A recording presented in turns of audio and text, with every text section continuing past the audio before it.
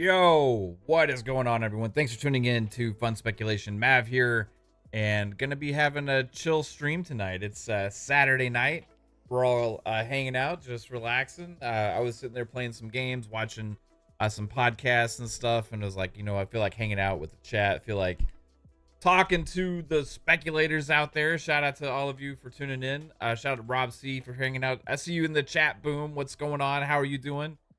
And yeah, like there's a lot to talk about because I think next week we're going to be dominated by Xbox news as usual because they're the ones doing showcases, they're the ones doing events, they're the ones that have even more games to reveal coming soon. They're the ones that keep giving us awesome stuff to talk about. So, we got one last really good chance to maybe discuss what's happening there with PlayStation and the cancellations of more projects and the shenanigans going on behind the scenes and what has happened to one of the great gaming brands out there that has had a history of delivering great games.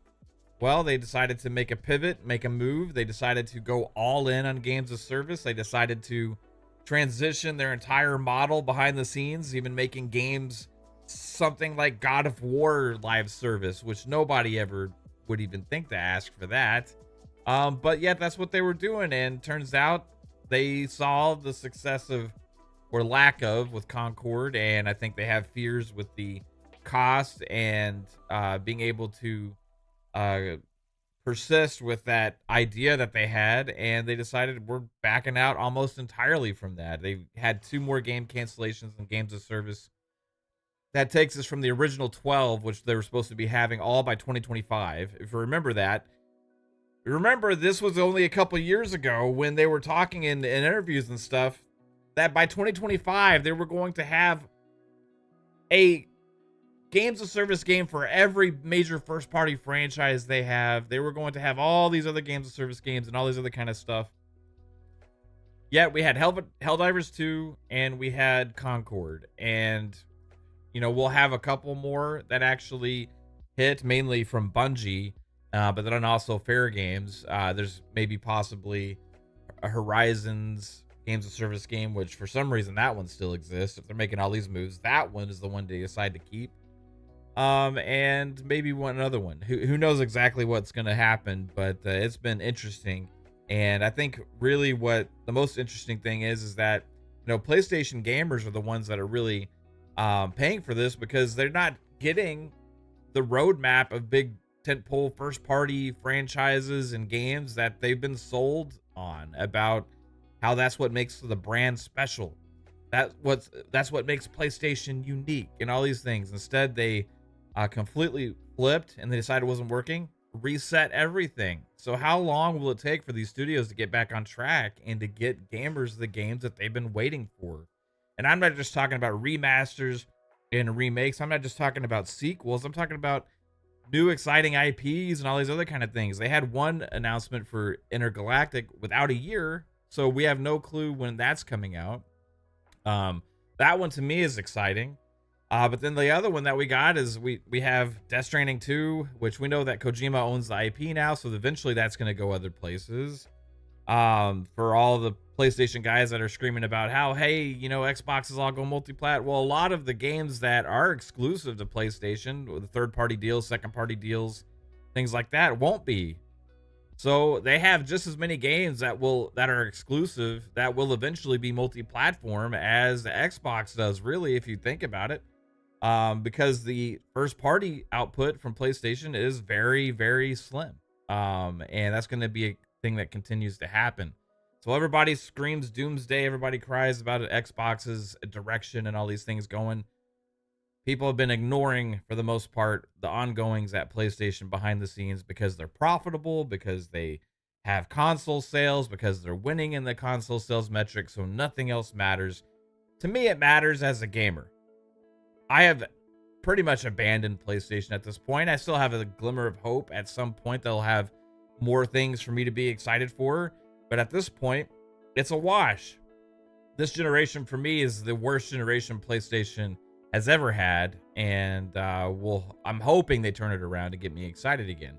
Like I am now excited for the Switch again from Nintendo, because the Switch 2 will be hopefully powerful enough to make games look decent on a big screen. So that was my big issue that I had with Nintendo. They seem to be fixing it. I still got to see how games look on the Switch 2 and see some of the games that they announced for it and all that kind of stuff. But they fixed my major issue probably here, so I'm not going to be as harsh on them as long as the platform is good. But the PlayStation, when it matters most, is about the games, right? It's what it's always been sold as, is the place that has the games that gamers want to play.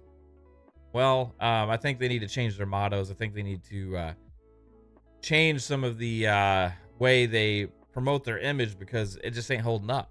It ain't holding up. Shout out to the chat. Thank you all for joining me on a random Saturday night. We got, like I said, we got Rob C and we got Boom here hanging out. We got RSJ Fan here hanging out. Shout out to RSJ Fan. Decado, Razor NZ, what's up? Matthew Gale, how's it going? Buzz, we got Jay Lewis here hanging out. Berg based Brizzle here hanging out. We got Snooky Jackson, what's up? How you doing? And Cyber Gunter, how you doing, Cyber? Hope everyone is having a good weekend so far. I know there's a football game on right now, and hey, I'm just gonna say I know that it's not going the best so far. I hope the Lions pull it out, because I don't want to see Washington win. I don't want to see that happen. But if it happens, it happens. I do hope Detroit gets a chance to win their first Super Bowl. I know the Cowboys ain't in it. The Cowboys ain't in it, so I got to pick somebody to root for. Shout out to Mike Lowry. How are you doing, Mike? I hope you're doing well. Yeah, it's been very interesting, right? With the ongoings at PlayStation. We got even more insight thanks to the interview from Greg Miller at Kinda Funny with the one and only Shuhei Yoshida, industry legend that has actually was very candid and super honest about a lot of stuff when he had to when he was there to doing his interview. So much so, I mean, he went as far as to say that, you know, the reason that PlayStation is doing games on PC, the reason that they're doing so many remasters and remakes, is because they need that to fund more new IP and first-party franchises and games and stuff. So, you know, that's one of the reasons why. So they said, we pretty much said, if you want to see new big IP and investment from PlayStation on their franchises, buy the remasters and remakes, which is crazy, you know, to see. You know, if you look at it from a games perspective and what we have to look forward to, Xbox with the pipeline and all the things that they got going on, you know, we haven't had to worry about buying remakes and remasters and all those things to worry about that funding the ability for Microsoft to make new games for us. It's just absolutely crazy to think that that's the expectation. And they said buy it again on PC. They want you to double dip. They're not even giving you dual entitlement. They're not even giving you the ability to play it everywhere you are, no matter if you bought it on PlayStation or PC. They expect you to, hey, buy it on PlayStation.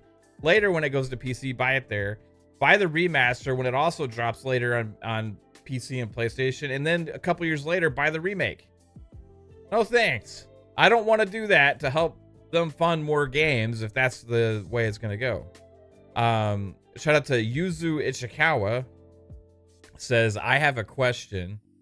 When you say people don't talk about PlayStation, but all I see is people dogging them like they say Xbox is dogged. Example, everyone blames Sony for $70 games. 2K started that. Well, what I saw a lot of back with the $70 games thing was mainly defense. And I don't know when you say everybody, because there's very few people that I saw actually calling that out. Now, we were one of them. Yes, granted that 2K was the first, and then actually Activision was, I think, next. But PlayStation was a platform holder. PlayStation is a platform holder. And I called out Games Media at the time when it was all starting, when the $70 thing started. And I was like, why the fuck is all this games media and everybody just saying like, oh, it's time, you know, it's healthy for the industry, it's what we need, it should be expected, you know, we got, oh, inflation, blah, blah, blah, blah, blah, blah, all this bullshit. Yeah, saying all the advantages we're gonna get from the fact that they're gonna charge more for games. Even saw an article this week about, I think it was from GameSpot, about how potentially $100 GTA 6 could save the industry. What the fuck's up with that? Do you think Take-Two needs help funding GTA? You think it's not going to sell well at $70 or $60? It would have been fine even at $60. Let me tell you that. So yeah, what's interesting is when you say, when we say people don't talk about PlayStation, well, we talk about the PlayStation gamers don't really put PlayStation in the spot that they need to when they're looking at asking for better on certain situations. That's been a thing this entire generation, and that spreads into games media. That's been a thing for a long time, even before this generation. But things always get excused. Things always get passed. Things always like, well, you know, it's this, it's better. And even now, most of the conversation that you see about it is like, hey, they're making the right move now. You know, we didn't want this, so this is good. This is good that they're making this change. Well, how about we actually focus on the fuck up that they had? If that was Xbox that had this whole situation where they had made a pivot from most of their studios to be creating live service games instead of what they wanted to make, and ended up canceling almost all of them, resetting development at all of these studios, delaying the roadmap even further, there would be hell to pay. In fact, there was already hell to pay for Xbox, including on this channel and many others, for the lackluster amount of titles that we had early in the generation, especially in 2022. We also gave them a little bit of heat for last year not having stuff ready for the first half of 2024. Now, we're in the avalanche period now. The lava is flowing. There is no end in sight to the amount of games we're going to be getting on Xbox now. It started the second half of 2024 with a massive pipeline of games, and it's rolling right into 2025. But you know what? People still wanted to try and find some last-ditch resort to put some salt on the fact that we got a game coming out next month. People today saying, hey, you know, I think Avowed's going to be delayed. People saying that it's rumored that the Avowed is delayed. They made a fucking tweet today that said it's a month away. How the hell would they not know that their own game is getting delayed the same day that the rumors are coming out? That was just bogus bullshit. Again, more trying to take away from the negativity going against PlayStation right now and put more negativity on Xbox. Well, Avowed's coming. It's coming in February. Excited for it. We got a dev direct to look forward to here next week and on Thursday, and we're gonna have a hell of a time with the co-stream here covering it. Shout out to Jago6. Yuzu says, maybe also because I don't engage in fanboy content, so I don't see the Sony defense. Honestly, no one I've seen is talking about how Sony is bogus for making PS Plus needed for online. Well, yeah, but more bogus than the online thing is because everybody does that now. It is the cloud saves. Them like locking your save progress behind a paywall in the cloud is just fucking bullshit. But you don't ever see anything about that.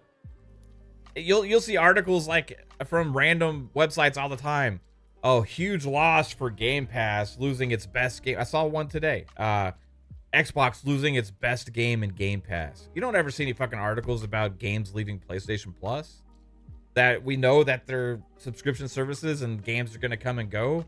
But instead you'll have some clickbait headline like, Game Pass is losing its best game. It said like, unfortunately for Game Pass subscribers, Game Pass is losing one of its best games is actually what the headline says, right? They're talking about Death's Door. They're talking about Death's Door in the article, right? And it's like, okay, where's all the articles about the games that leave PlayStation Plus, the subscription service? They don't exist because no one actually fucking cares. But negative clickbait headlines sell for these websites and games media about Xbox. That's why we had multiple of them at the beginning of this week that were based on bullshit. Based on absolute bullshit. Absolutely nothing to them whatsoever. Then we get actual concrete news about canceled games from PlayStation from Bend and Bluepoint, the studios that we had hoped were making brand new games, not necessarily games of service games. It turns out that's what they were working on, and they're going to have to restart development completely on something new. So it's interesting, just dynamic going on with conversations all the time. But you got to give credit where it's due, right? I mean, look at this year's lineup for Xbox. It's absolutely massive. And we got that without having to worry about remakes and remasters and all those things and having to buy them. If you don't even want to buy them, you get them in Game Pass day and date. That's another thing about PlayStation. Nobody ever asked for it because they make an excuse for PlayStation.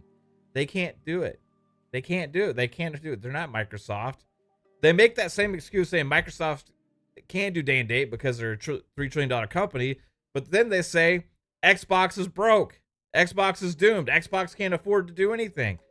But what are you talking about? So Microsoft can't afford to do day and date games in Game Pass because they're a $3 trillion company investing huge into Xbox and the Game Pass. PlayStation's winning, supposedly. Has all this record profit, has all these console sales and all this stuff. A lackluster lineup of first-party games, but they can't afford to put their games into a subscription service. GT7 still ain't in that shit. Why aren't PlayStation gamers asking for that? There's just so much that they could be doing that they're not doing because they don't have to. They wanted to find ways to make more money from game sales because their first party lineup of games they're so expensive to make, and they're not making enough money to justify the amount of sales that they get being exclusively on a PS5. So they ended up being cross-gen a lot longer. Now they're doing PC day, they're not day and date yet, but day and date on games of service games, and they're going day and date eventually. That window is shrinking as we have Spider-Man 2 hitting on PC. 15 months, I think, is what it is between Spider-Man 2's launch on console to PC, which it used to be 2 years. You know, before that was even longer. Shrinking.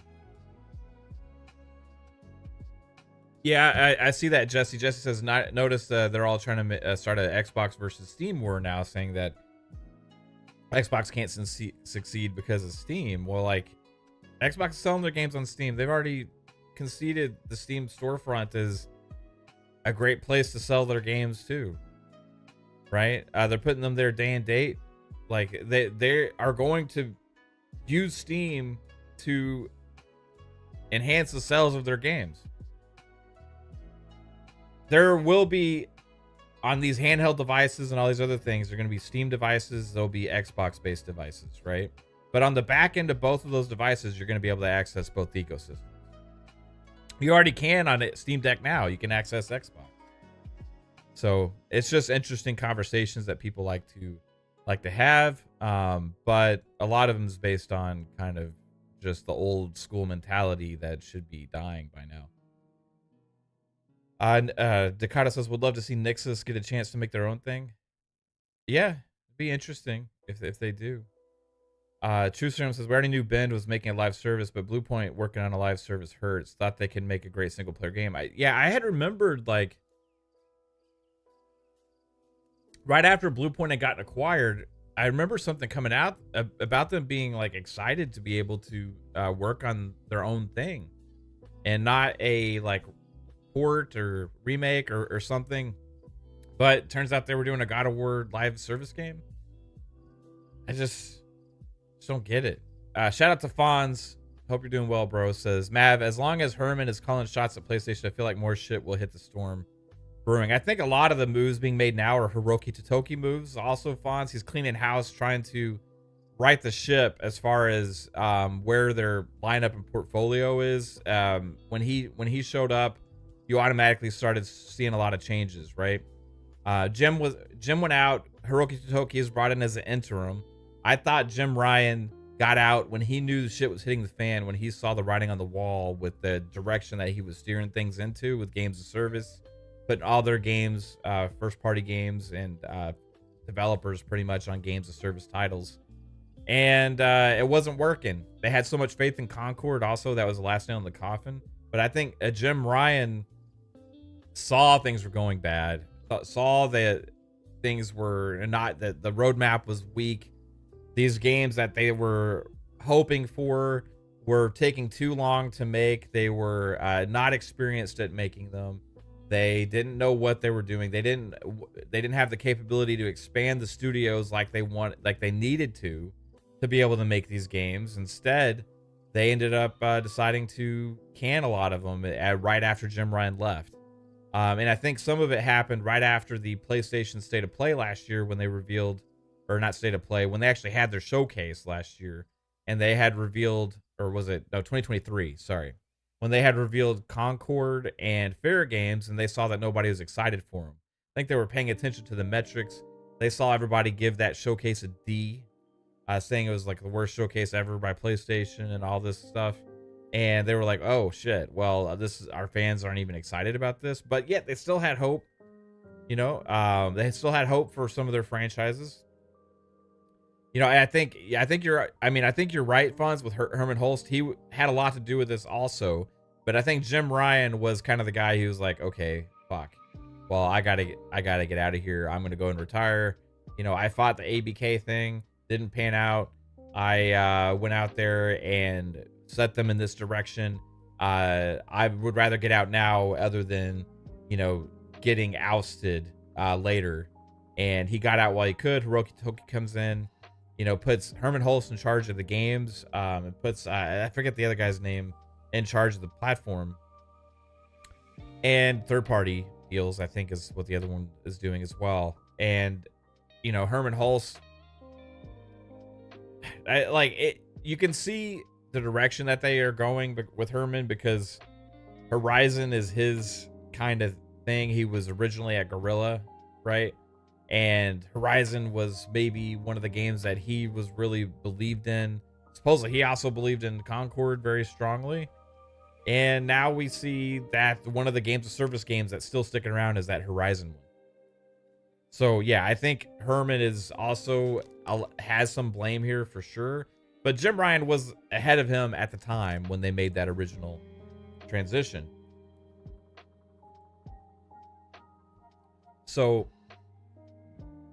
who knows exactly who's all to blame? But all I can say is I hope that whatever direction they're going in from here on out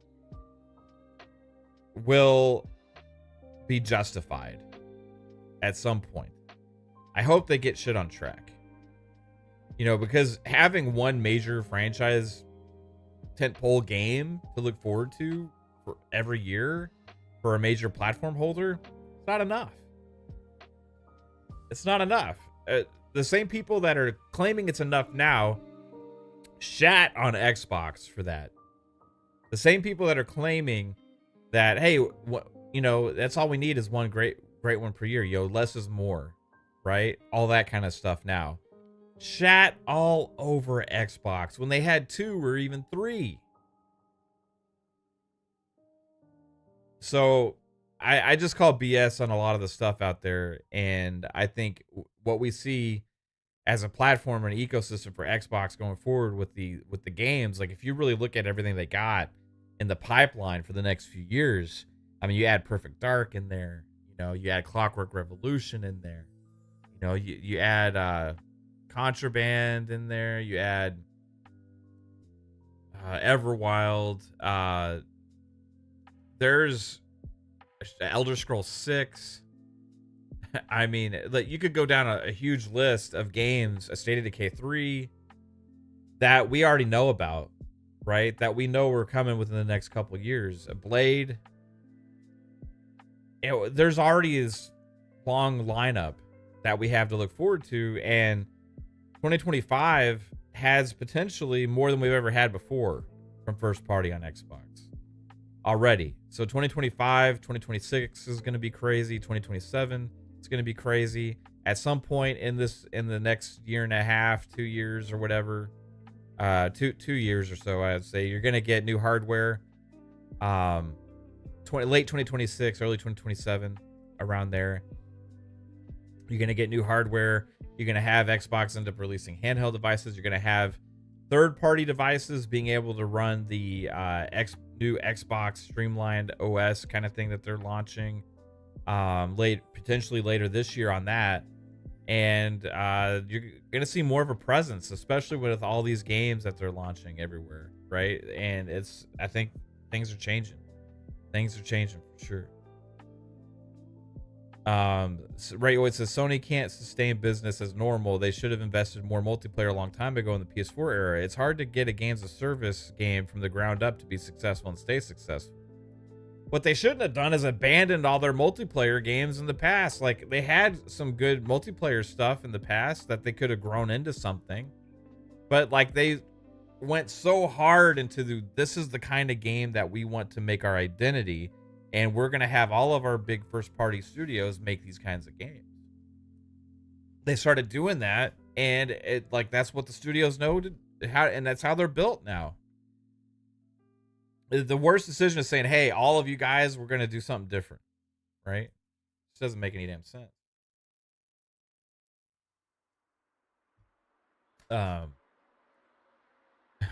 Xbox BG Concord Remastered coming up.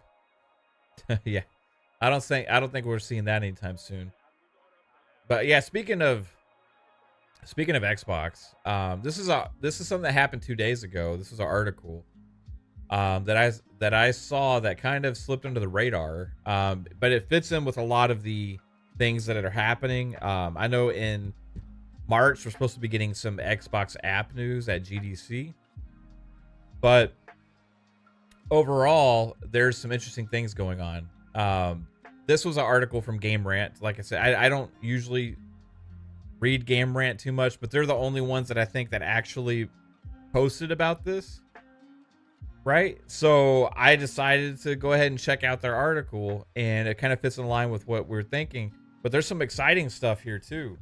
Now, for some, it may not be as exciting, but for me it is, because I play on the cloud quite a bit.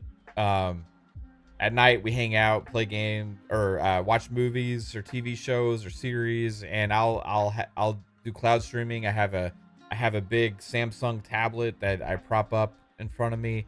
I get my controller. I go to the Edge browser on there. It looks fucking great. I access my games on Game Pass, and I'll play that way. And they play great, look great. So this news for me is pretty awesome. Shout out to you, Free Bear. What's up, man? How's it going? This is from Game Rant, and I'm going to put this up.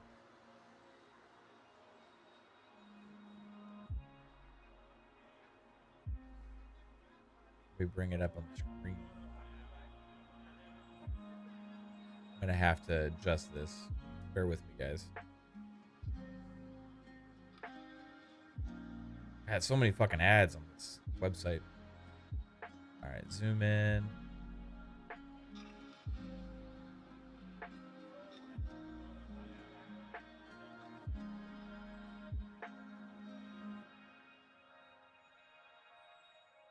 I just posted this on Twitter as well, by the way, guys. All right, so this is from Game Rant. Microsoft is reportedly planning major Xbox cloud gaming improvements.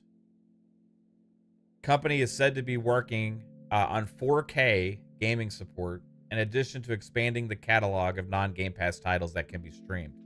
Now that part we already knew about, the expanding of the Game Pass non-Game Pass titles. Like right now, if you go to, like, I'll bring it up so you guys can see, right?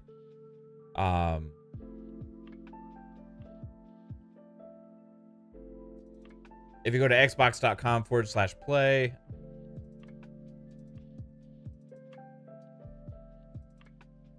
no, fuck it, I'll just cover myself here. Who cares? Now there's a section, right, that's stream your own game. Okay, so if you own these games, you can play them. You don't have to have, you have to have a Game Pass subscription, because you have to have Game Pass Ultimate to access the cloud. But these games are not part of the Game Pass library. If you own these, you can play them in the cloud using the app on the PC or your browser on a tablet or whatever. So right now, they already have like 7 Days to Die, Animal Well, Assassin's Creed Mirage, Avatar. You got Balatro, you got Baldur's Gate 3 in there, right? You got Banishers, Ghost of New Eden, Cyberpunk. So if you own Cyberpunk, you can stream it, right? And the quality is very good already, right? Dragon Quest 3 HD 2D remake. You got Dredge on there. Dying Light 2. You got the Final Fantasy Pixel remasters. So you got Final Fantasy 14 online. You can stream that via the cloud if you have access to that game. Farming Simulator 25. Let's see, something called Fear the Spotlight. I'm not sure what that one is. Hitman collection. Hades. I mean, these are fucking good games, big franchises, right? Hogwarts Legacy, you got High on Life, you got House Flipper 2, you got Kena, Life is Strange, Guardians of the Galaxy's there, Metro Exodus, Mortal Kombat 1, NBA 2K25, you got Tiger Woods or PGA Tour or whatever. Yeah, Z Black Rider said it worked well with his 4G. It fucking works great on my Wi-Fi. On my tablet, it looks fucking fantastic. Prince of Persia: Lost Crown. I mean, a lot of these are newer games. They just came out like last year. Star Wars Outlaws, Stray, Casting of Frank Stone, Crew Motorfest, Outlast Trials, Witcher 3, Division, Top Spin, 2K25. We're talking about publishers like 2K, EA, Ubisoft. You know, you got CD Projekt Red on here. You got Square Enix on here. You got Space Marine 2 is playable this way. WWE 2K24, Visions of Mana. I mean, all this stuff is awesome. If you own these games, you can play it in the cloud, right? Now, this article is talking about we're getting 4K support and more games are going to be added. So think about that. Think about it. If the quality keeps improving with the cloud and you get actually high quality 4K gaming and you get even more and more less latency over time, every game you buy in the Xbox ecosystem being able to play wherever you are, that's fucking awesome. It says Microsoft is reportedly working on some major Xbox cloud gaming upgrades, including support for 4K streaming, which is big. That's big. And playing more owned games, among other novelties. I don't know what they mean by other novelties, but we'll see what that means. Such improvements would help raise the overall value proposition of Xbox Game Pass Ultimate, the highest tier of Microsoft's subscription service and still the only way to access the company's cloud gaming platform. Decado, you can play Visions of Mana at work, bro. Yes, you can, dude. Take a controller with you. Get a Backbone or a Kishi or whatever you have, or if you got a tablet, or if you got a Samsung TV or soon a LG, there's going to be supported as well. You can play, dude. It'll work. Xbox Cloud Gaming was initially teased as Project X Cloud at E3 2018. A public preview version of the live service launched in 2019, a year before the xCloud name was dropped in favor of its current moniker. Xbox Cloud Gaming became available to all Xbox Game Pass Ultimate subscribers in June 2021. The service has been consistently receiving updates, expanding its capabilities and performance ever since. Now, I talk about this sometimes on the shows, and I think not a lot of people really notice it, but if you go 2 years ago and you compare the quality of xCloud or the Game Pass app playing games via the cloud to today, it's insanely better today. It's insanely better. And if you're getting 4K support on that shit this year, that's insane. I'm going to be so fucking down for that and excited to play my games that way. no matter where I'm at. The service has been consistently receiving updates, expanding its capabilities and performance ever since. Even more upgrades are now on the horizon, according to a new report from Windows Central's Jez Corden. So I guess I got to give Jez credit on this, because I didn't see Jez's article. So shout out to Jez. The insider claims that Microsoft is currently working on bringing support for 4K streaming and higher bit rates to its service. The company is also said to be looking into expanding the catalog of non-Game Pass titles that can be played via Xbox Cloud Gaming. Now, that's something that they've already told us they're doing. They said they were starting with a 50 games just to get it up and running, but they said they're going to be adding more titles soon. So there's going to be more. Those 50 that I just ran through, it's expanding, and they're going to add. Their goal is to hopefully have almost every game that you own be playable that way. Support for streaming owned games was initially rolled out in December of 2024. Microsoft reportedly improving Xbox Cloud Gaming infrastructure. Additionally, Jez Corden reports that Microsoft is working on improving the Xbox Cloud Gaming infrastructure. To that end, the company is understood to have started allocating more chip supply to the service. Such a move implies that Xbox Cloud Gaming is growing in popularity, which they keep telling us that cloud gaming is growing, prompting Microsoft to upgrade its server farms to keep up with the consumer demand. For context, the streaming service relies on custom Series X server blades, which run games on Series S profiles, an architectural decision made to improve operational efficiency. It's presently unclear when exactly Microsoft plans to introduce these purported upgrades. I think this happens this year. I think more features are rolling out this year, but we'll see. Based on the company's track record, it's likely that all of these improvements will first be rolled out to select users. Yes, that's usually what they do. Then gradually expand their reach. Such an approach is all but guaranteed for features like 4K streaming, which is bound to require careful and gradual stress testing of the cloud gaming infrastructure before it launches globally. 4K gaming itself sounds like a significant upgrade for the service, which has been limited to 1080 60 frames per second streaming since its Project X Cloud days. Improving Xbox Cloud Gaming is one of the ways in which Microsoft is trying to drive Game Pass Ultimate growth, and while the company is naturally hoping to sell as many of its highest tier subscriptions as possible, it's almost also rumored to have been considering launching a cloud-only edition of Xbox Game Pass since at least summer 2024. All right, so that's that article, and I didn't know that Jez had actually been the first one to report on this, so my bad, Jez. With all the other news happening the last week, I got lost in the sauce a little bit. This was during from his big predictions and thing article with what he had talked about, stuff they're working on. Okay, right on. So, yeah, which was I missed that part when I skimmed through it, but very good article on parts of it also that we had read regarding the fact that they have more new games to announce this year and more in this article. And we also know that the Dev Direct now is this Thursday coming up. So, yeah, all things are looking real positive for 2025.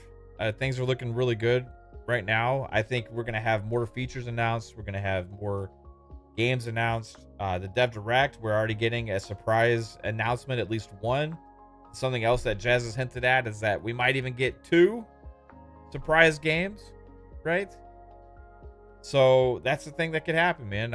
I'm super excited to see what that is. I mean, behind the scenes, people have already been kind of spoiling what this one surprise game is. I don't know if the rumors are true or not. I don't know if what people have been saying is true or not. But I will say, based on what multiple people have told me that have also from different sources, they came up with the same thing. So I'm excited if that's true. I'm not going to say what it is, but if what they're telling us is true, then it's going to be awesome. I'm fucking pumped because it's something that I've been looking forward to for a long time. Now, Jez did let us hint in that same article about the secret game being a legendary Japanese IP that has decades of history. coming out with a brand new game. So that narrows it down some. But who knows, man? Who knows what it'll be? I'm excited. And will we have a 5th game there? Will we have 5 games at the Dev Direct? What would the 5th surprise be? We'll know on Thursday because I'll be co-streaming it. And you guys are all welcome to come and hang out and watch in the chat. Looking forward to that for sure. Something else that happens on Thursday is Tokyo Extreme Racer comes out on early access on Steam, which I am excited for.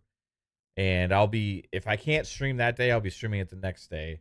But on Thursday, we'll have the Dev Direct and PM in the PM in the evening. So between those two things, I don't know if I can find the time to do a whole nother stream, but I am looking forward to playing that game. For sure.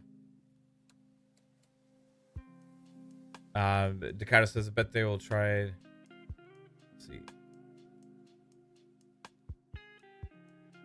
Roll out a majority before next gen. Oh, with the games going to the cloud? Yeah. Yeah, this is like those moves Xbox is making. It's like they're making it all for this new direction. You know, they're trying to prepare. When they talk about, like, you go back to the business update thing that they had last February.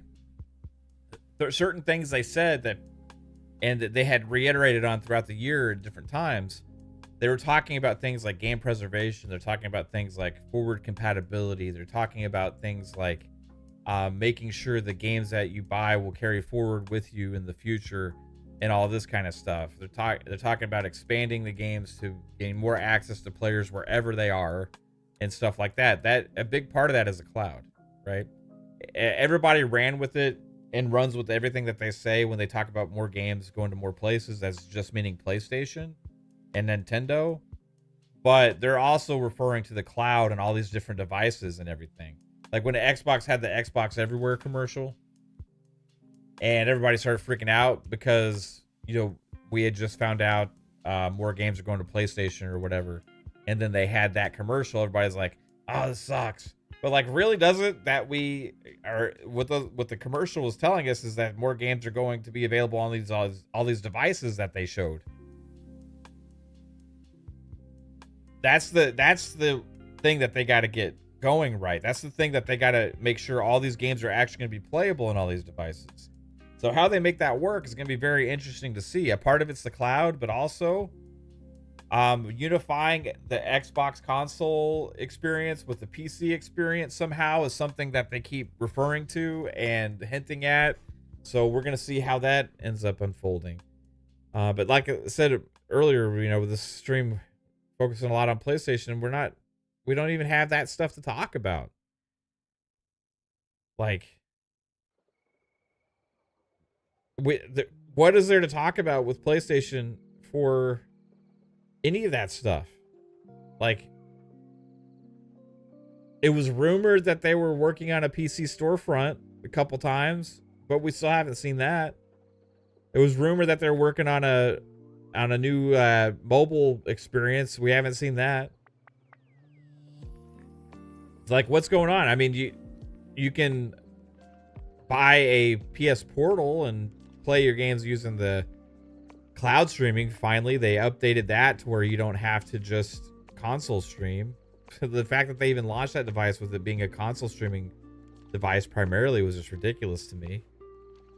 But like, as far as infrastructure and access to games, man, it's like, that's a key part of the digital future for me. And everybody was always referring to, like, we got to worry about our Xbox library and our catalog because of console sales and all that stuff. I'm like, they're the only ones really securing our future with our libraries. They're the only ones securing our libraries. Fuzzy Tomato says blink twice if it's Final Fantasy Tactics. Man, I wish I could. I wish I could blink twice for that, because I would love it to be, but I will say that the rumor is not that. Fuzzy Tomato says, what's your prediction for the reason that Xbox will be dying the day after the developer direct? So the day after the developer direct, what article will there be? Oh man, that that's a good question. That'll be either some kind of financial article from one of these guys that are saying how they're not doing well or something like that, that didn't meet expectations. There'll be somebody that tries to say that Game Pass growth has stagnated, or they'll say that Xbox is going to go up on Game Pass again after the Dev Direct because they're going to announce all these games.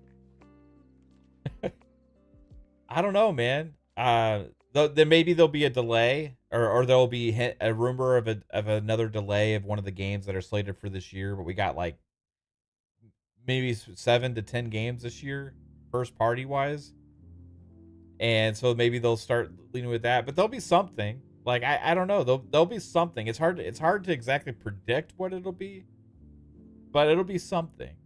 You know, it happens every time, right? Thursday will definitely be interesting, RSJ, for sure. Dakota, you got a backbone? Right on, man. I have a backbone too, but I've been using my tablet more, so I've been using it with the controller. I will be interested in getting a Switch 2. If it looks good on a big screen TV. Like, I want to be able to take it and dock it and have a great experience with it docked. If I can have a great experience with the Switch 2 docked, then I'll be inclined to the Switch 2. But also, I do like the fact that the screen is bigger. So, with handhelds, I don't like the small-ass screen. I like a bigger screen. So, with that also, I'm a little bit more excited for the Switch 2. But also, I'm intrigued for whatever these other third-party devices that we could see come out that potentially run this Xbox Windows hybrid OS thing that we could be getting later this year. Jason Ronald hinted at that they're working on it, and later this year there's going to be more to come about that, so we'll find out. Sappho says there'll be investors are concerned. Why are so many people concerned with what investors are thinking and feeling as opposed to what we're getting for fucking games?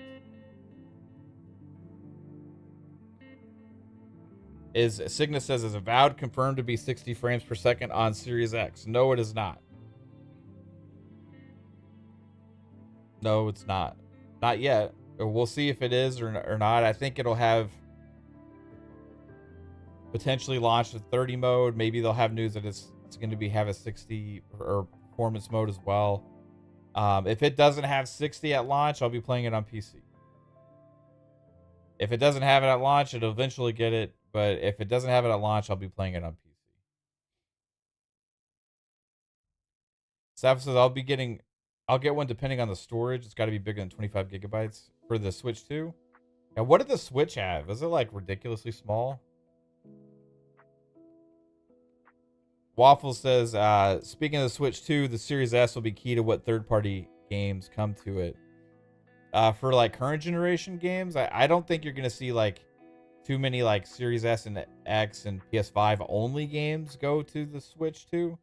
But I think you'll see a lot of the games that are still launching on the Xbox One and the PS4 go to the Switch. But I think what you'll also see is games that were popular last generation, right? And even this generation that were cross-gen, right? I think you're going to see games and franchises you've never seen before on the Switch get ports to the Switch. And I think these publishers are going to flood the Switch and Nintendo storefront with ports of games that have never been able to be on a Nintendo device before. From all these publishers looking to have another place to sell their games. I think Ubisoft already said they have like fucking, was it like 8 or 9 games or something coming to the Switch 2? I can't remember exactly what they said. It was a report about that Ubisoft is already ready, locked and loaded to deliver ports to the Switch 2. But I think that's something you're going to see a lot of. And like if it's a Series S and X or PS5 only game, because it's like really demanding, and so it can only be on next gen or current gen, I don't think you'll see many of those on the Switch. But they maybe could. They maybe could get it there if it's capable enough. I don't know. Do we think there's 5 games at the Dev Direct, guys? Or do you think that the 4th game had a question mark? So that way they're just setting us up with the expectation that there's a surprise that we don't expect a 5th? Or do you think Jez's hints that it could be bigger than we all think means that there's a 5th game also?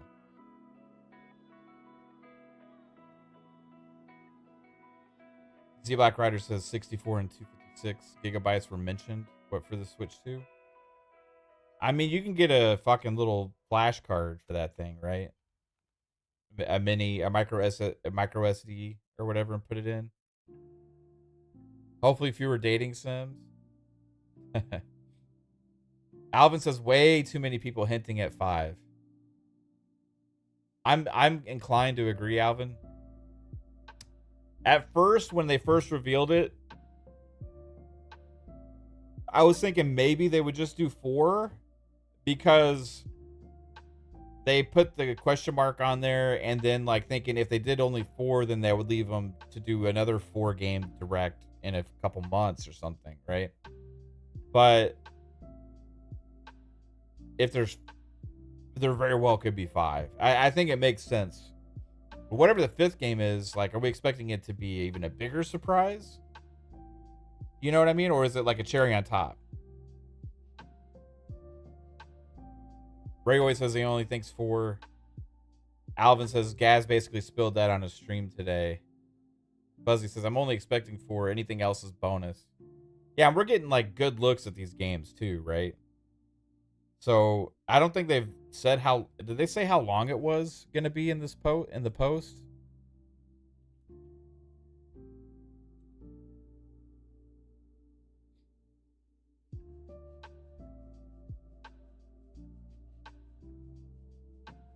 Let's see.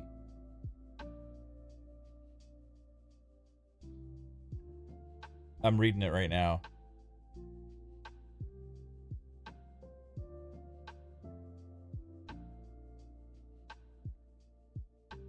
The post didn't say how long it was going to be.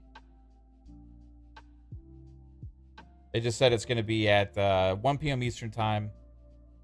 So we'll go live here probably around like 12:30 Eastern for the direct. So if you want to watch it with us, come hang out. We'll stream it and see what they got to offer us. But we'll be going live around 12:30.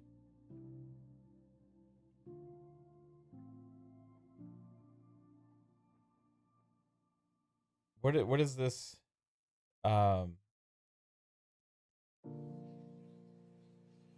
When did this come from? Brett just sent me a DM. Brett, shout out to Brett Bingham.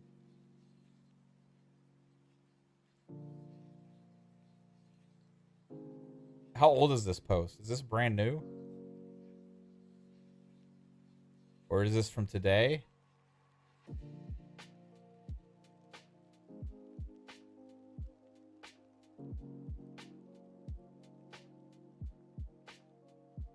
I gotta see when this post is. 4 hours ago. I missed this. Okay.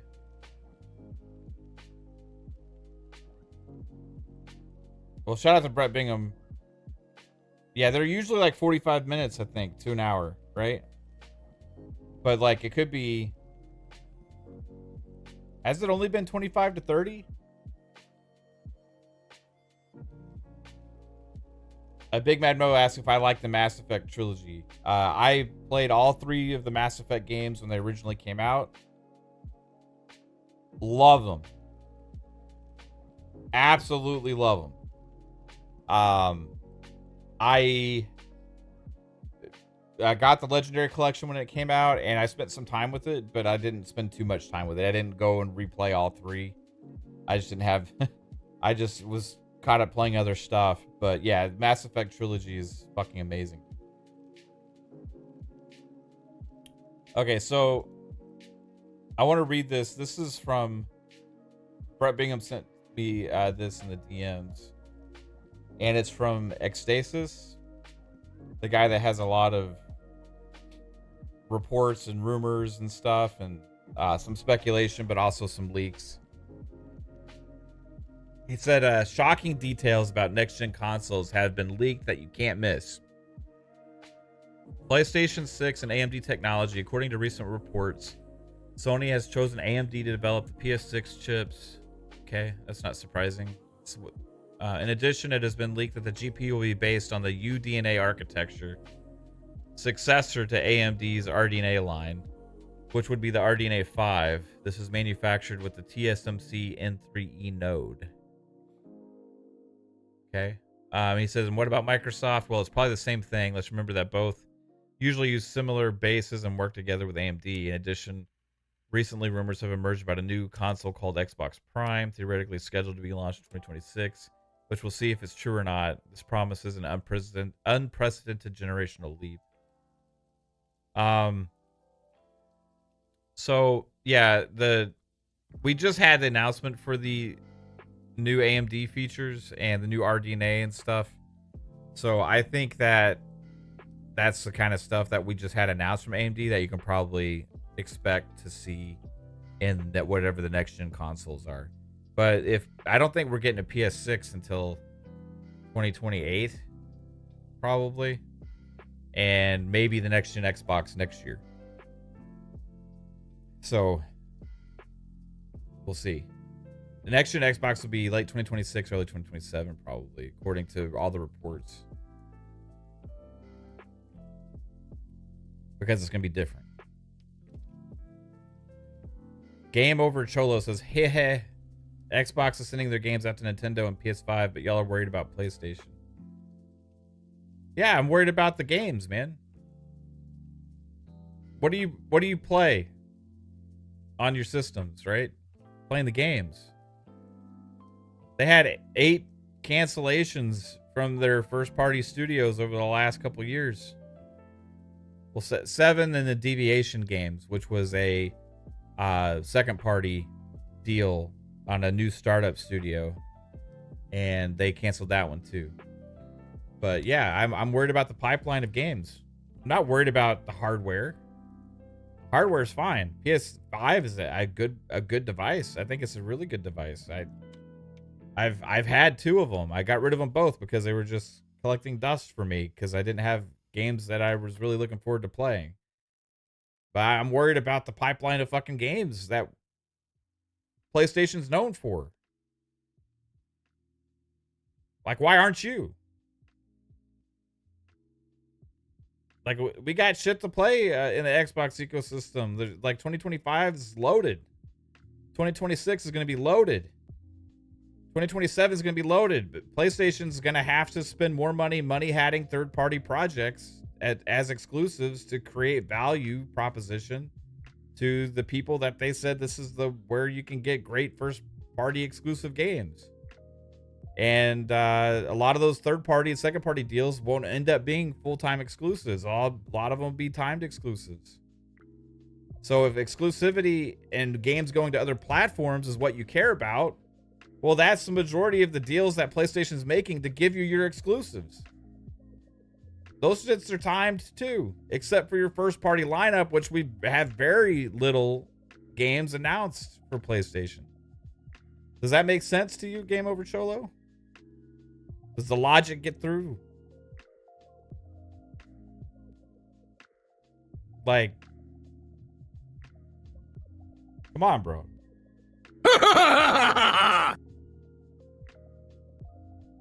Make it make sense. Like, you should be worried about, like, you should be asking, hey, where's the new announcements from all these studios for games that we have to look forward to? Oh, you mean we're not getting one anytime soon now from Bend or Bluepoint, who've been working on those games for years, and now they're reset and don't even know what they're going to be making yet? It's okay. It's just 2. It's just 2. What about the other 6 that were canceled last year? And those studios? The wasted time from Insomniac on being able to do potential Spider-Man multiplayer game, Naughty Dog with factions. Why aren't you asking for that? Why? Are you not thinking about it?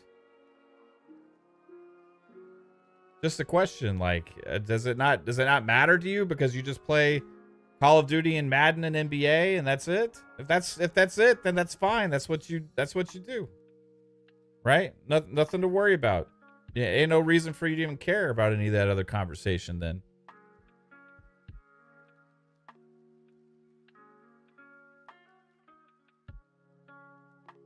Cygnus says third-party exclusivity ain't new. They've been doing that since PS2.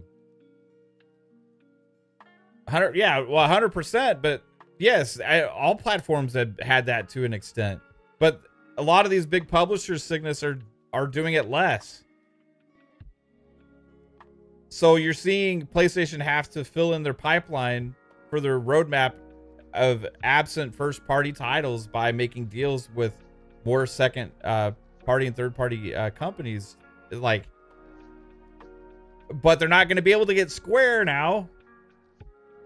Atlas isn't automatic exclusives anymore.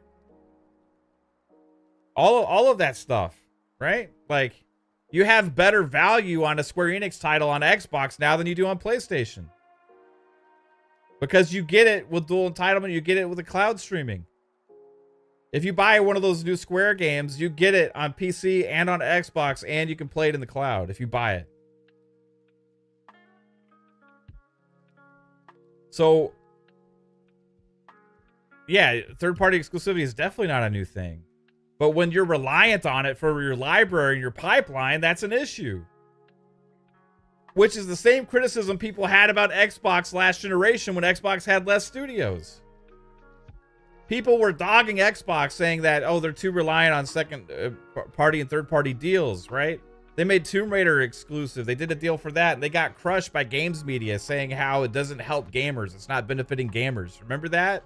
Remember the articles that came out from them saying, oh, this doesn't help. This isn't good for gaming. This isn't good for anybody. Yet, PlayStation guys are like, hey, yeah, we get this game. You don't. And that's like some kind of a celebration because that's what PlayStation has to do because they don't have a lineup of first-party games to look forward to. That shit's real. T Breezy, shout out to you, bro. Shout out to Rough Thug, man. It says, Mav, Detroit fans are over here looking real sick. They cry, dude. I gotta be honest, bro. I was rooting for Detroit, man. I was hoping they were gonna pull it out because I would like to see them get their first Super Bowl.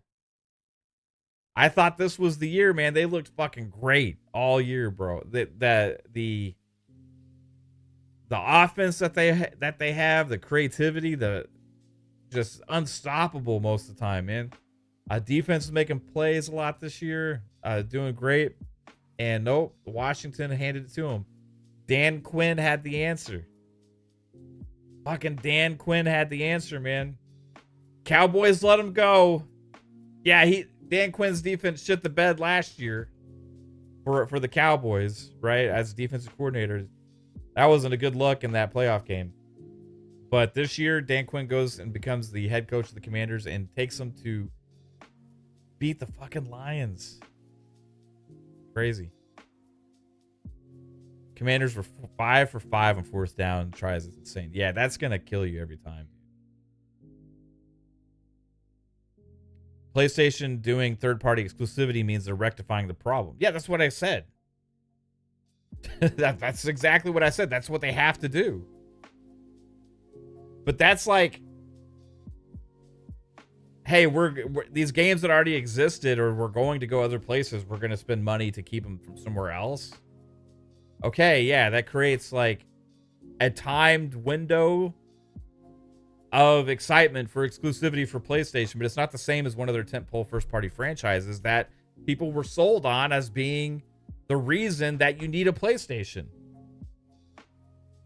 This year, when these other Square Enix games get announced for Xbox, the Final Fantasy 16, the remake Part 1, or whatever ends up happening, when more other companies keep putting their games on the Xbox ecosystem and stuff, like you're going to see PlayStation making deals for exclusivity on games, but it ain't going to be the biggest ones. It's going to be other games that they like, okay, we think we can hype that up. We think we can hype that up. You're going to see like Stellar Blades. You're going to see Rise of the Ronins. You know, you're going to see stuff like that, you know? And that's what's going to be hype. But Xbox is doing deals too for games like that caliber as well, but they're not taking them away from PlayStation gamers. They're just putting them in Game Pass, day and date. Like Wu-Chang Fallen Feathers, Atomfall. Like those are value propositions in the Xbox ecosystem that's not taking anything away from people. It's just added value for me because I'm in the ecosystem.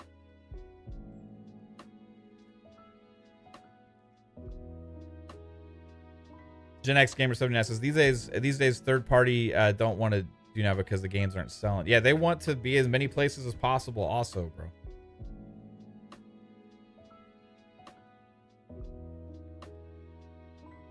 Automata says they're paying for games that were already planned for PlayStation. They're paying to keep games off Xbox. Like it's something like Stellar Blade was originally announced that it was going to Xbox. It was originally announced it was going everywhere. Then they ended up doing the publishing deal for it and made it to where it's not going, right?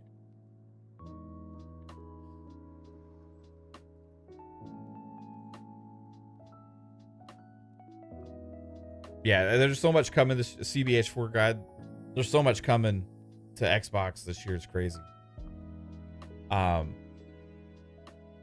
Big Mad Mo says it's funny how it's fine now that PlayStation is doing it, but when Xbox was doing it, it was bad. Get the fuck out of here. It was about first party. Then now all of a sudden it doesn't matter. Yeah, remember Titanfall was an exclusive? Fuck, it was so good too. But did I cry that Titanfall 2 wasn't?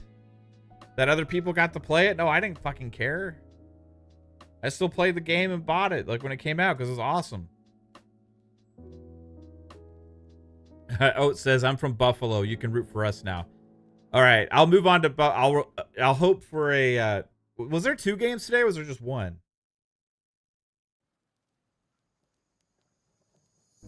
There was just 1 today, right? Because I don't know what the status. I wasn't paying attention. I was doing other stuff today. But I don't know what the status on the Ravens is. Did the Ravens play tomorrow?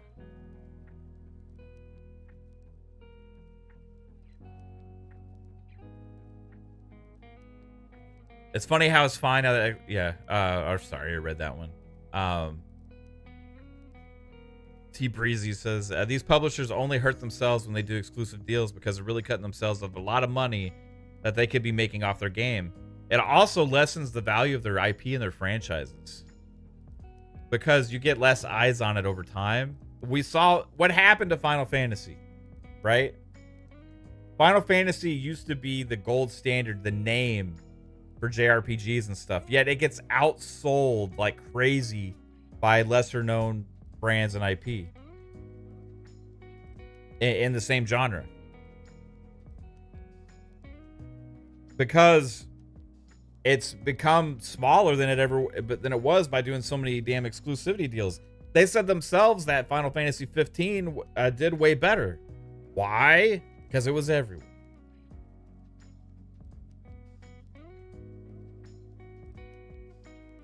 So they see that. We've been making the argument in this case about that stuff for a long time. Like these publishers are going to not want to keep doing those deals. The big publishers, you're going to have smaller publishers, you're going to have smaller games or smaller studios that need the money and will take the money to do it, and they're going to be like, oh yeah, we can get behind this, make a name for ourselves, right? Make a name for our company this way, do this. You're going to see those kind of things being done. But you're not going to see the big tentpole classic huge franchises and stuff like that anymore. You're not going to see that stuff anymore. Get exclusivity deals. Unless they're willing to go out there and pay a shit ton of money, more than they're used to paying. We'll see if they do it.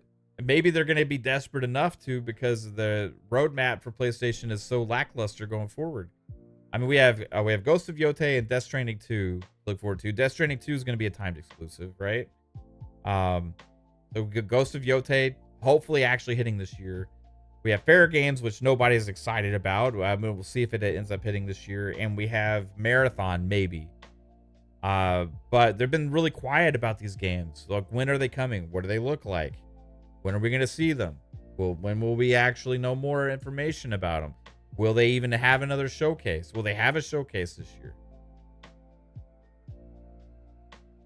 When's the next state of play coming? That's going to give us stuff to look forward to in 2025. I hope it's coming soon. The rumors are that it will. I hope so.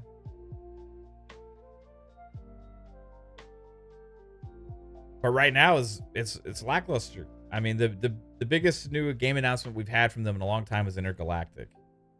We had Ghost of Yotei and Intergalactic were the two big ones, right?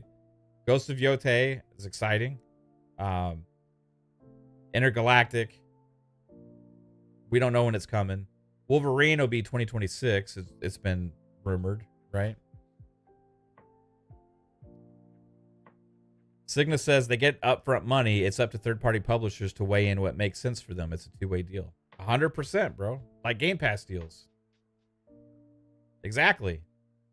What I'm saying is these big third-party publishers, the larger publishers with the bigger franchises and the games that cost more money and the things that they are really hoping the future of their companies on, these big publishers are not going to be wanting to do those deals as much. We've already seen it. Square said so. Sega and Atlas already made the move.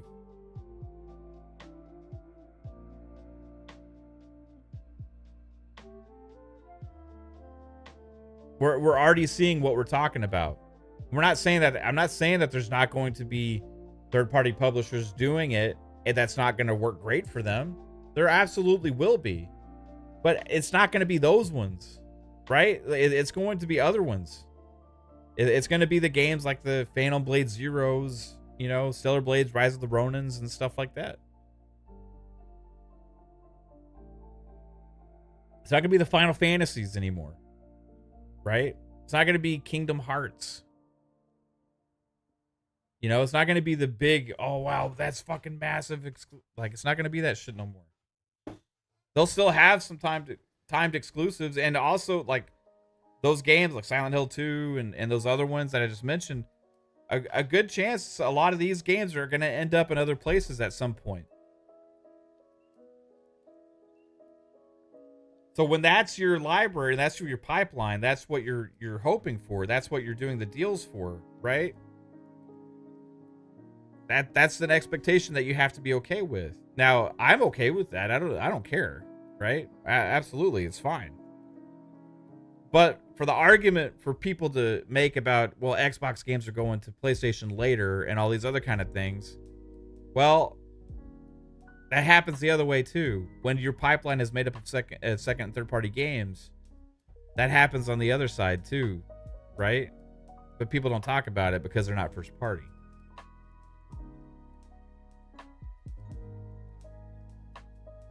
But the exclusivity amount of exclusive games that end up going different places could end up being about the same. It's rumored they're trying to get the next Arkham game. They ain't getting the next Arkham game as an exclusive, bro. That's horseshit. Whoever that rumor came from, like, yeah, are they trying to? Sure, they can fucking try. But to get a game like that is going to cost a lot of money.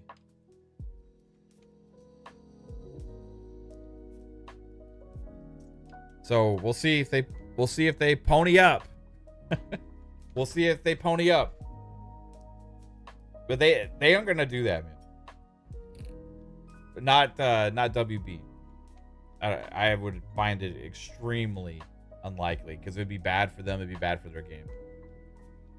Unless they get so much money that it doesn't matter.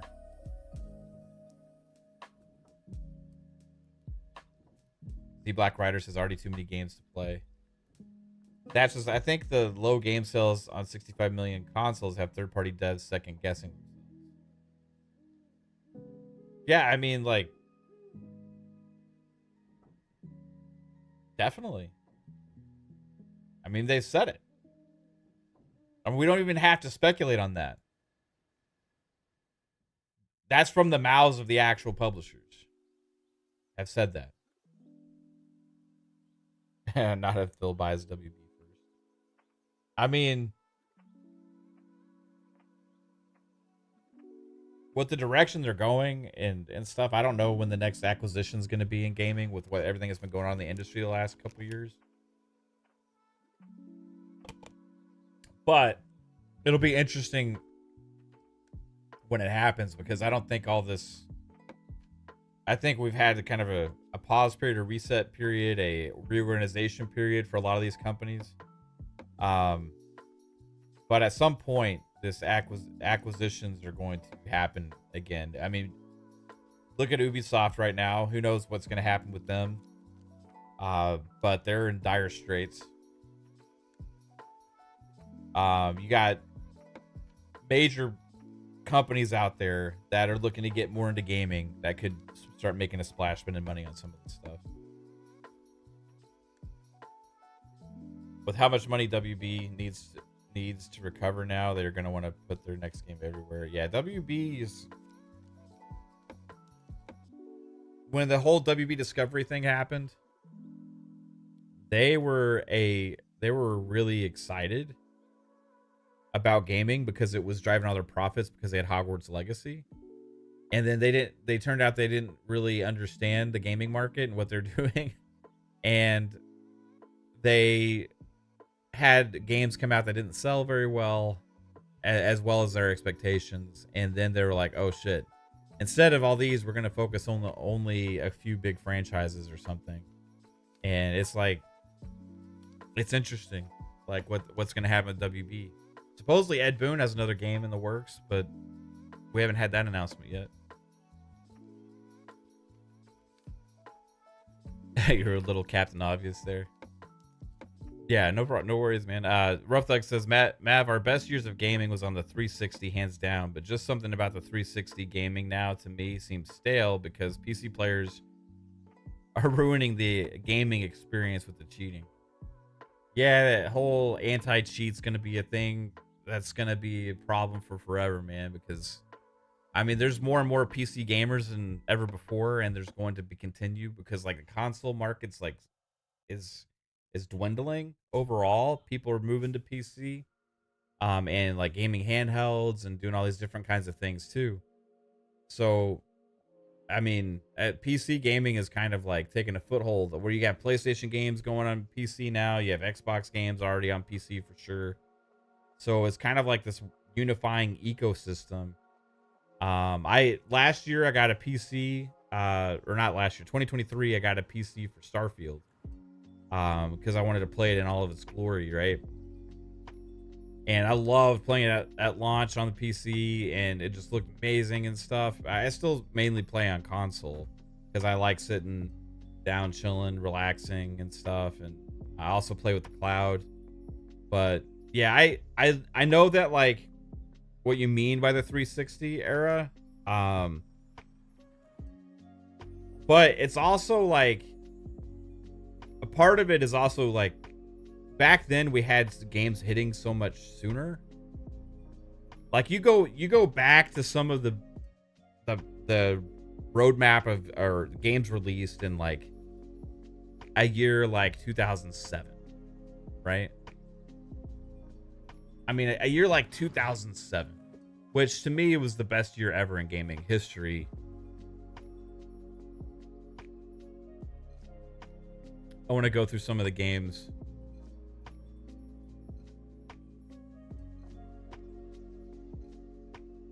Let's see here.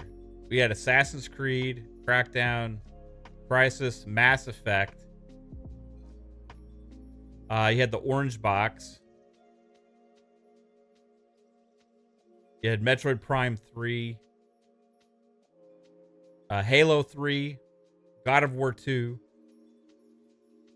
Call of Duty 4 Modern Warfare, Super Mario Galaxy, Tony Hawk's Proving Ground,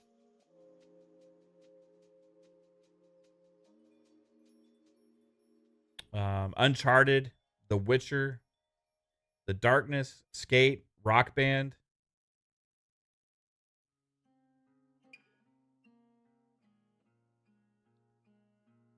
I mean, all in the same fucking year. That was also one of the best years for a lot of the sports games. Like NBA 2K7 was amazing that year. Or actually, it was 2K7 2006 because that's the way they go, right? But I mean, nostalgia always plays a factor when we're thinking back to the good old days. But back then, you would have like Rockstar would have, okay, Rockstar's Table Tennis. You know, okay, we have Red Dead Redemption. Oh, we got GTA 4. Oh, and we have GTA 5. You know, all in the same fucking generation, right? You had 3 Mass Effects. Or was it 2? 2. Or yeah, 3 Mass Effects.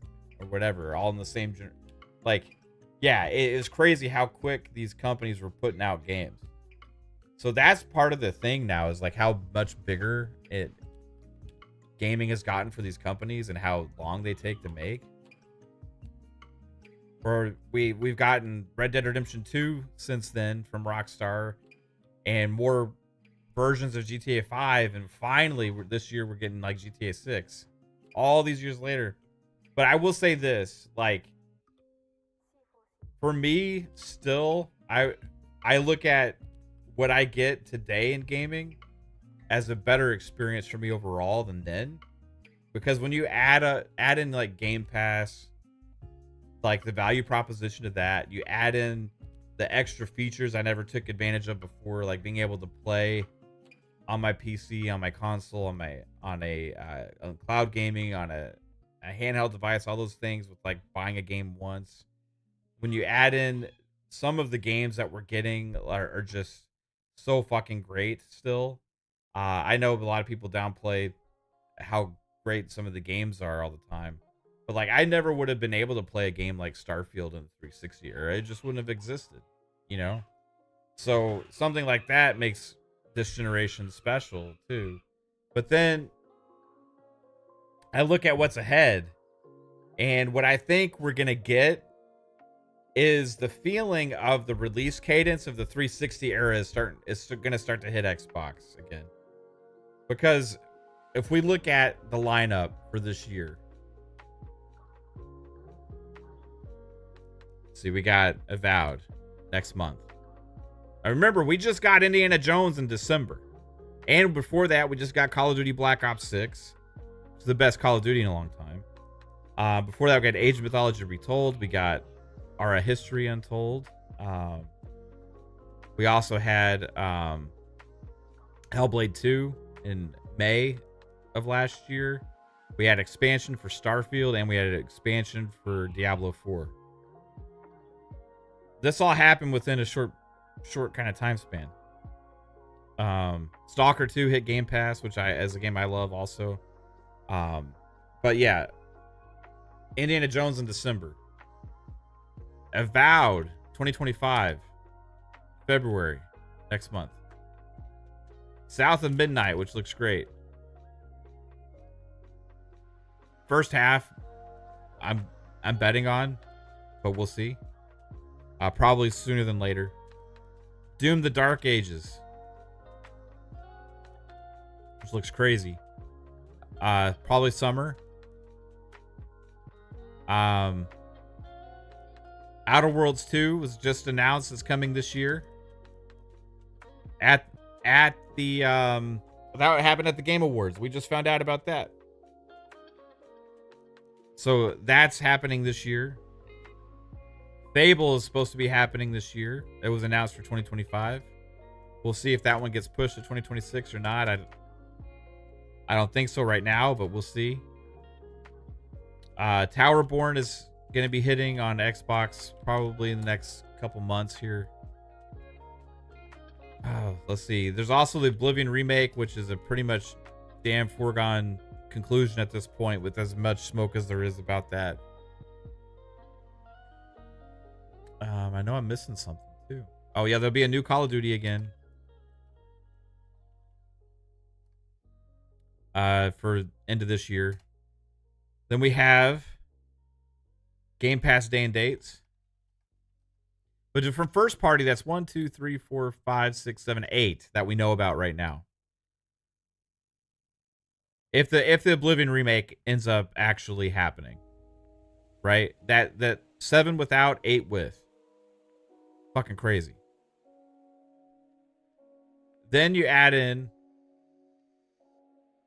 Game Pass day and dates. You get Expedition 33 spring this year. Wu Chang Fallen Feathers. It's 2025. Atomfall, March.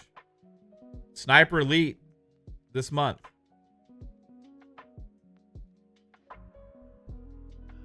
I mean, if you're a Game Pass subscriber, I mean, holy shit. We're already almost up to a game a month if you want to look at it like that to look forward to as far as the bigger games. Silk Song could be this year. We also we're getting Replaced. We're getting Immortals 33 or 33 Immortals.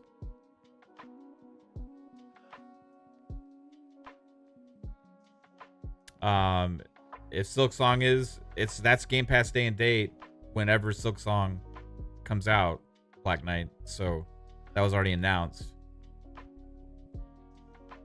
It's crazy. Yeah, people keep talking. Seth, I see Seth Garfinkel in the chat says a new Battlefield. People keep mentioning that there may be a new Battlefield this year. We'll see.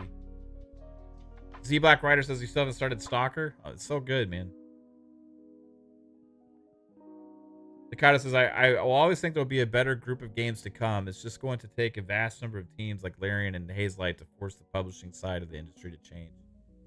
Well, you know, it's a copycat industry too, right? Like people see the successes, right? People see the successes of other companies and stuff. So they will realize, okay, a game like Space Marine 2 can sell, right? Oh, Baldur's Gate 3 did great. We can make a game like that and have it sell really well.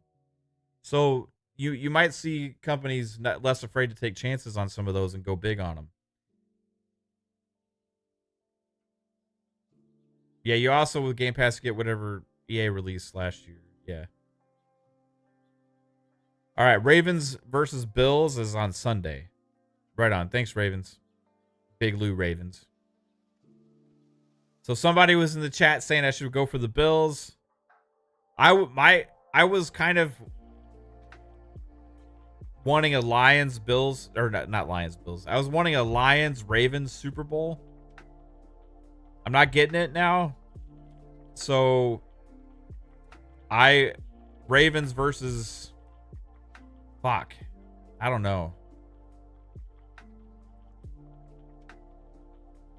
I don't know, guys.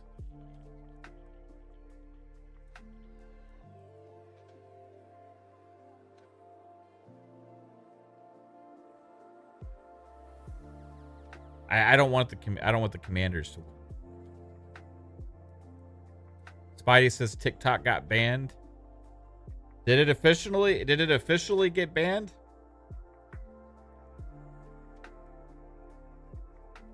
What happens if I go to my TikTok app? Sorry, TikTok isn't available right now. A law banning TikTok has been enacted in the US. Unfortunately, that means you can't use TikTok for now. We are fortunate that President Trump has indicated that he will work with us on a solution to reinstate TikTok once he takes office. Please stay tuned. Wow. That's fucking crazy. I can't believe it actually happened. Okay, yeah. Well, it'll be back up on Monday. What, like Monday's inauguration day, right?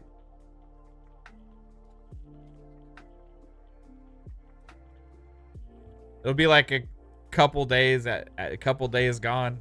That's fucking, it's just weird to see.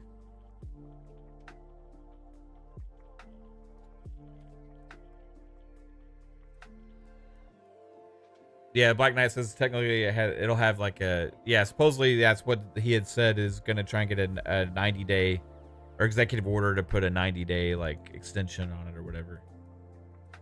How much snow did we end up getting, Ghost? We got like 2 inches, maybe. Not much. What happened was, so that day in the morning it was like 31 degrees and we had snow. It accumulated a good decent amount. Then it turned into sleet.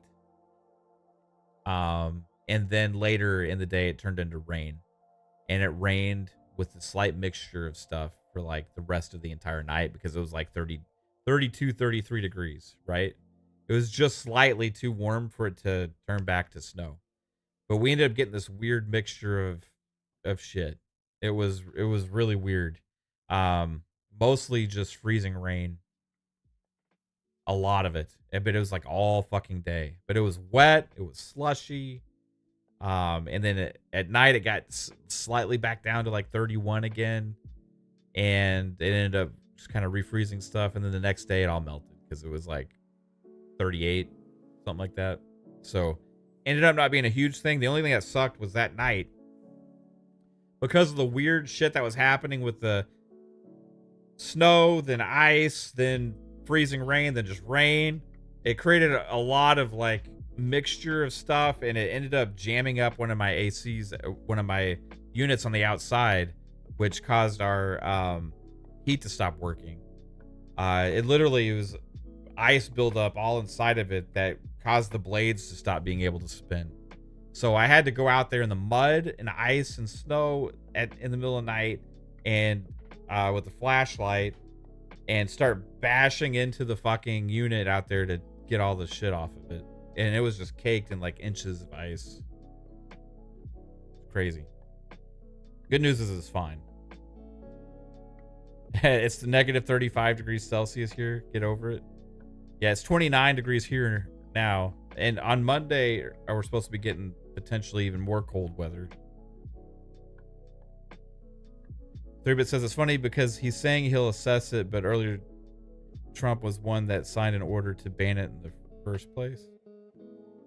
Oh, back when yeah, I don't remember.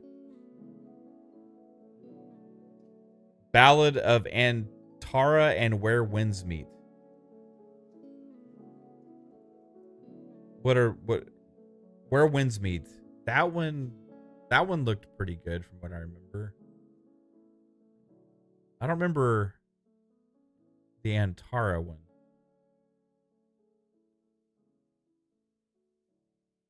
That's 2 inches, yeah. Yeah, I broke her bread knife trying to bash the ice.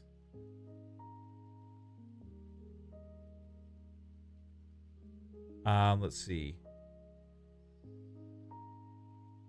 Battle of Antara.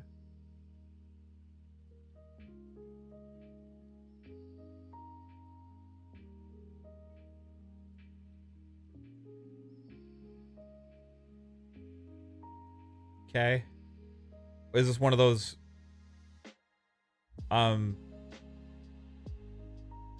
Souls-like exclusives or whatever?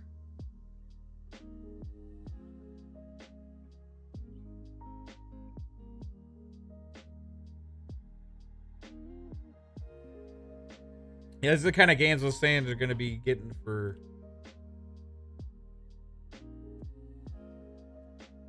their pipeline. I'm trying to remember Where Winds Meet.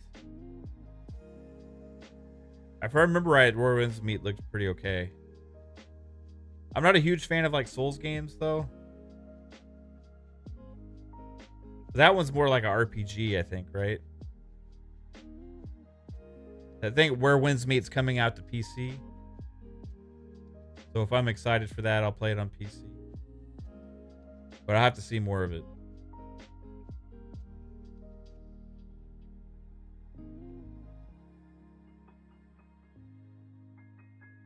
Cool.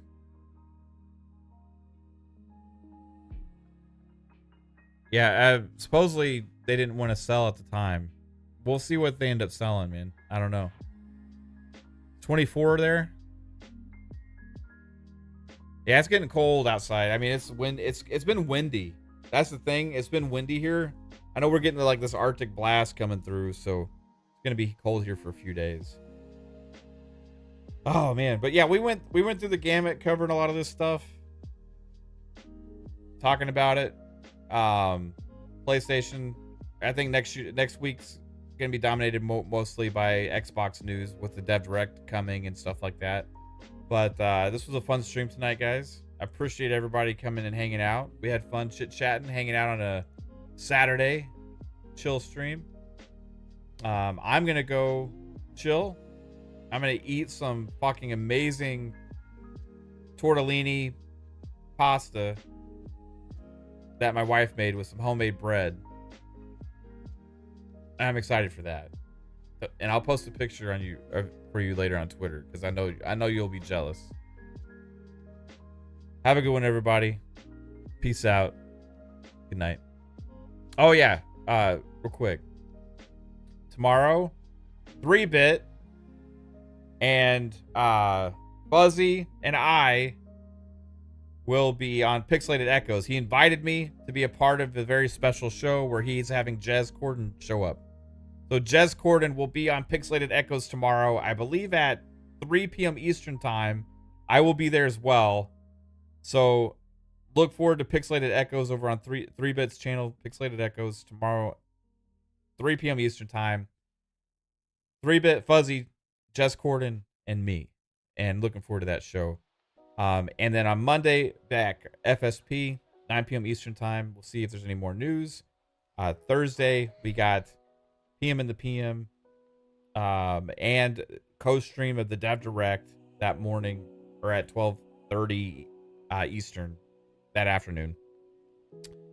Then Friday, Xbox Ultimate Podcast. Have a good one, everybody. Peace out.